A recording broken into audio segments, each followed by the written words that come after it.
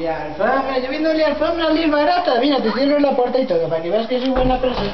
Joder, tienes que hacerte pajichona para poder cerrar la puerta, tienes que tener el brazo cortito ya. Mira, alfombra buena, 100 euros, joder. Yo no quiero alfombra. Sí, joder, funciona que sí, coño. No ¿Tú quiero, qué de verdad. sí quieres? Que no quiero, de Sí, verdad. joder. Tú quieres, mira, 10 euros te vendría 15 y ahora no, porque no puedo comprar calzoncillos. Tú compras, si tú quieres alfombra, mira, tela buena, bonita, toca, mira cómo está el agua de este pan, guarrito. Yo no quiero Si alfombra.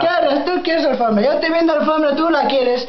Yo te la vendo, pero tú la quieres, sí la No quieres. la sí quiero. quieres. Pues si no quieres alfombra, te vendo esto es mejor. Yo no quiero de eso. Sí Eso quieres. es ilegal, eso es droga. Ya lo sé, por eso te la vendo. Que yo no quiero de eso. Joder, tú compras y entran dragones sin Nazgûl. ¡Ah! Entran solos por la puerta. Que tú no sí. quiero. Sí quieres, joder. Que no quiero. Sí quieres. Lárgase de aquí. Joder, macho, eres una mala persona, Tú contigo no se puede. Fuera de aquí. Yo no quiero. Mala influencia, ¿no? No quiero ni alfombras ni Nazgûl. Fuera de No aquí. juntar contigo, mala persona.